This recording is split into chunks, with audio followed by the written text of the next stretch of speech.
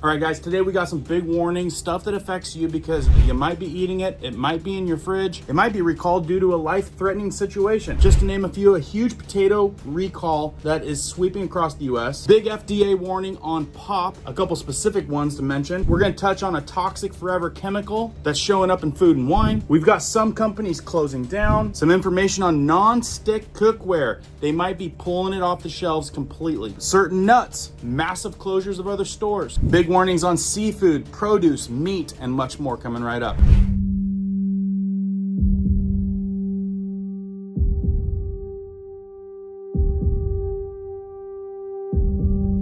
Hey guys, my name is Cohen here at Riverside Homestead, and if you're brand new here, welcome. And if you guys are into prepping tips, emergency preparedness, and most important, news and awareness that affects you, be sure to start this video off with a like, hit that notification bell so you guys can stay up to date, and let's begin. All right guys, welcome back. Thanks for starting this off with a like. You guys appreciate the news and awareness. Got a lot of new stuff I want to run by you. I'm gonna make it really quick, just brush on all of these and not take up too much of your time, but make sure that you guys are prepared next time you get out there to the grocery store. First new article on my list that I want to go over with you, why you can ignore the term farm raised on meat packaging when you're at the stores these days. I know most of you are like, tell me more, because we think we're doing our due diligence by looking at the labels and the packaging and the ingredients, but are they just lying to us? Check this out. These days, buying meat from a grocery store can be a whole process. It's no longer enough to simplify the specific cut and grade of meat that you want, but look at the labels on the packaging of the meat. At the supermarket, you might see whole, slew, or other terms like grass finished, all natural,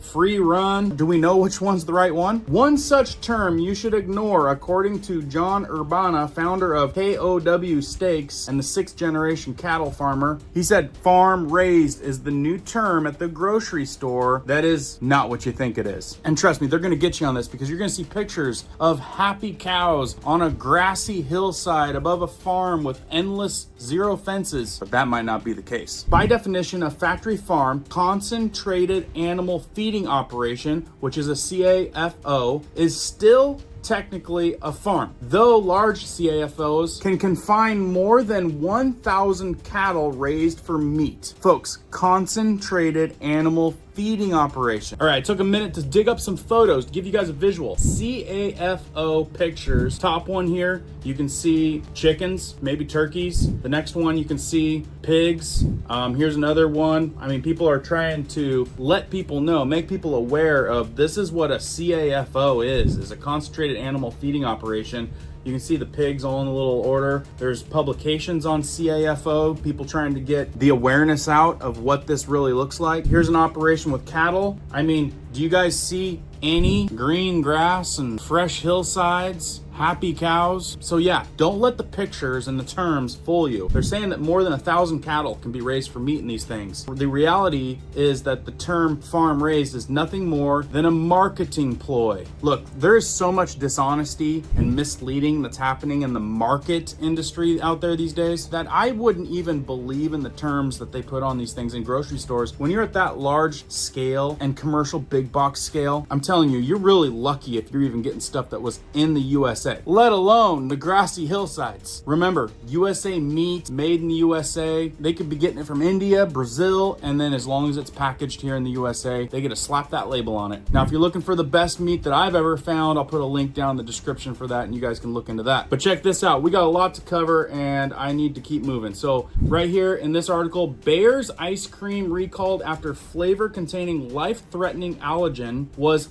packaged as another flavor. So now you're getting allergens for flavors these days, especially for those of you that still like your evening treats, a little bit of ice cream before bed. I used to love those days back when I did that. But realistically, what you need to know here is 6,668 cases, that's not a good number, of Bear's chocolate truffle ice cream across the United States have been recalled by Unilever Manufacturing. Unilever? They make ice cream? They make Bear ice cream? I didn't know that. I have to look into that one. Also, the affected ice cream cartons actually contain Rocky Road ice cream, which contains almonds and potentially life-threatening allergens. The U.S. Food and Drug Administration announced the recall on June 10th. Next on the list, and don't forget, we've got talk about pans later on. There's also an over-the-counter medication thing I need to cover. But first, new to the Dirty Dozen list, blackberries and potatoes. They're saying more than 90% of samples of a dozen fruits and vegetables tested positive for potentially harmful pesticides residues, according to the 2025 Shopper's Guide to Pesticides in Produce. Look, I did a video on that just the other day, deep dove into that, no bueno. So anyway, this dirty dozen they're talking about is compiled from the latest government testing data on non-organic produce by the Environmental Working Group, the EWG, a health advisory organization that has produced the annual report since 2004. Just so you know, so you're aware, spinach topped the list with more pesticides residue by weight than any other product tested or produce tested, following the strawberries, kale, along with mustard greens and collards, grapes, peaches, cherries, nectarines, pears, apples, blackberries, blueberries, and potatoes. Now check this. This is a quote. I have to read this because of the end. The guide is there to help consumers eat a lot of fruit and vegetables while trying to reduce pesticide exposure, Temkin said. And I'm not sure if you guys knew, but they're allowed to have X amount, which they say is tolerable and allowed. Think about what that does to you over time. Can't be good. Because here it says, one of the things that a lot of peer-reviewed studies have shown over and over again is that when people switch to organic diet from a conventional diet, you can really see measurable levels of reduction of pesticide levels in the urine. That's how prominent this is, guys. Anyway, I could read on, but new to the list is blackberries and potatoes, which is just not good to hear. All right, another one. Seafood lovers, be aware of this one.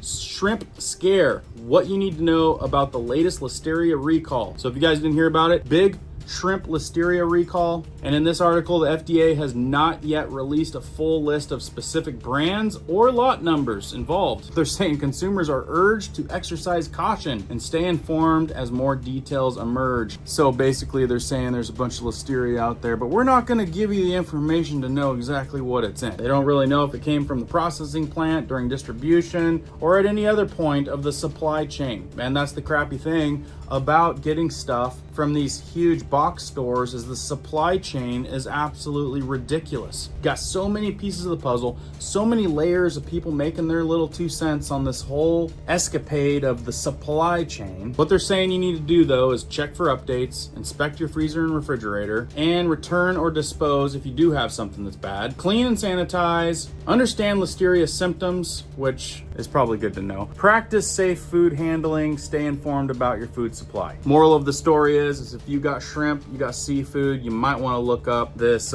shrimp recall that has to do with listeria in case you're concerned about that. Now, I know not everyone is completely kicked soda pop or even zero sugar soda out of your system, which, you know, we all have our things. And let me go over this. Dr. Pepper's zero sugar recall upgraded as an FDA warning of serious health risk for diabetes. Now hang tight, because there's more to this. They're saying a recall mislabeled cases of Dr. Pepper Zero Sugar has been upgraded to a serious health risk according to the U.S. Food and Drug Administration. So it's a voluntary recall from last month. So if this is something that you have, that you might want to check it out. This article says the cases of soda were found to contain full sugar. So can you imagine if you were a diabetic and you were buying this stuff and thought you were in the clear, and then it actually contained full sugar?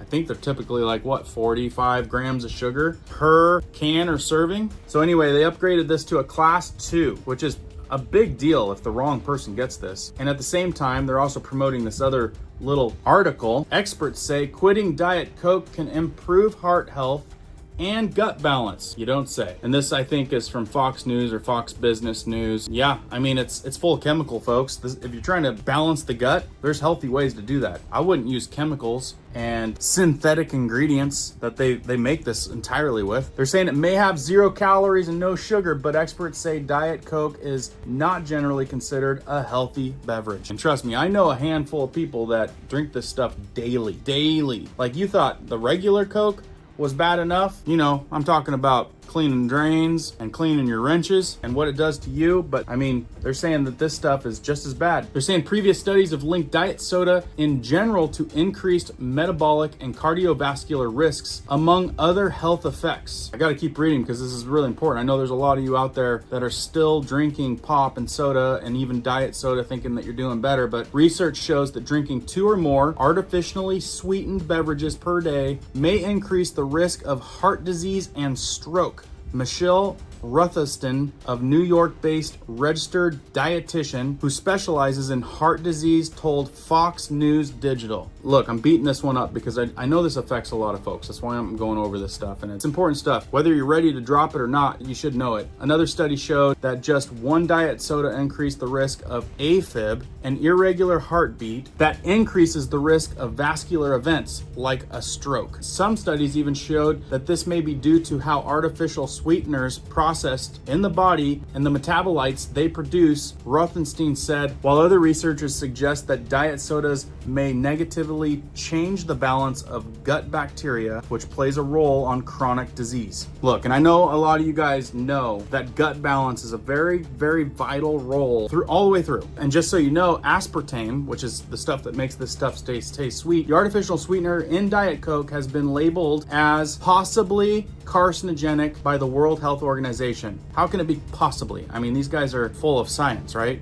I mean, I think they would either know or not know, but I think they're throwing the word possibly in there because they're probably behind half of this. Just a wild thought, and may negatively affect our gut microbiome. Also said in an interview with Fox News. All right, I know I just hit a nerve with about half of you out there, I'm sure. So just so you know, I wanted to cover it, whether you're ready to kick it or not, and maybe you guys need a little ammo for when you're talking to your family members, which I know I can say for myself. You look at them, you look at the bad habits, and you just want to say something. But knowing exactly what to say and how to say it might be tricky. So, ammo. Here's another one that goes right along with it. Maybe you haven't dropped it down to sugar-free or the fake sugar. Right here, Coca-Cola abruptly initiates more layoffs, destroying 135 manufacturing jobs. And here's the thing with this. We're going to be seeing businesses shut down left and right because they're being exposed. They're being exposed to all the ailments in the stuff. If you've been watching this channel for a while, you know that they've taken synthetic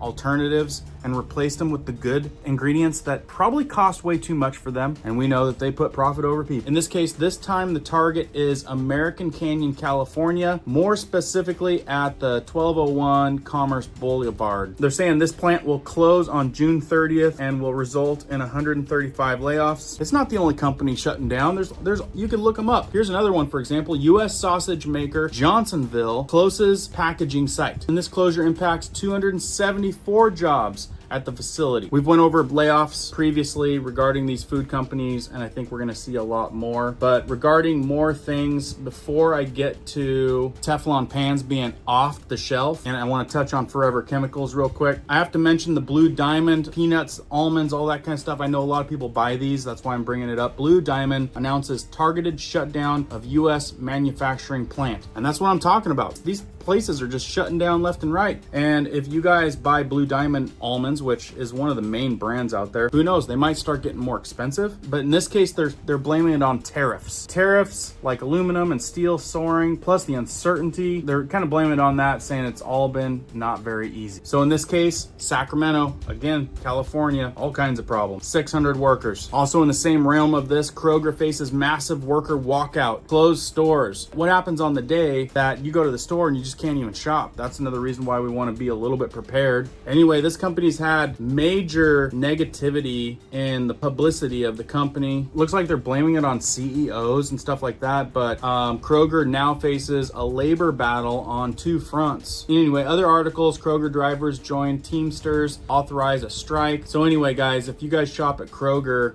just know that there's a bit of a mess going on there. Now, let me tell you about what's the latest on these pans. I know you guys have known about Teflon issues and all that kind of stuff, but this is the latest. Are states gearing up to ban non-stick cookware? Let me give you the gist on this. If frying eggs and bacon is your regular part of your morning and ritual, take note, soon your ability to use non-stick cookware may come down to where you live. New York state lawmakers recently introduced a bill that would prohibit the manufacture, sale, and use of cookware containing the PTFE. I'm not going to try to say it because I'll probably butcher it. The primary substance used to create nonstick surface through the chemical compound. Look, we all kind of knew that there was some chemical issues with nonstick stuff, right? But some of us are just like, man, it makes life so much easier when stuff doesn't stick, right? So in this case, the common name for this stuff is Teflon, which you guys knew, is approved by Federal Food and Drug Administration. New York has now joined a growing list of states that are proposing to ban, or in some some cases have already banned non-stick cookware in their territories. What does this mean for you? One,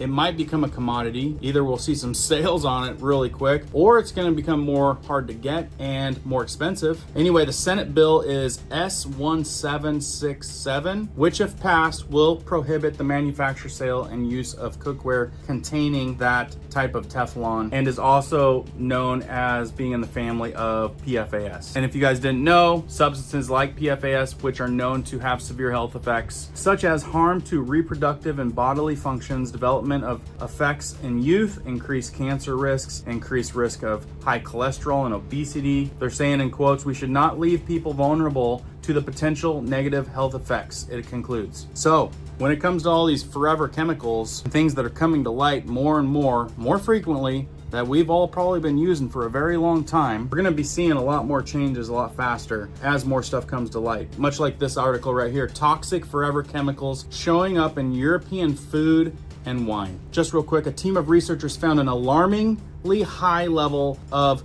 TFA, trifluoroacetic acid, TFA. It's a so-called forever chemical in dozens of organic and non-organic pastas, baked goods, and breakfast cereals from Europe, as well in the wine. What is going on over there?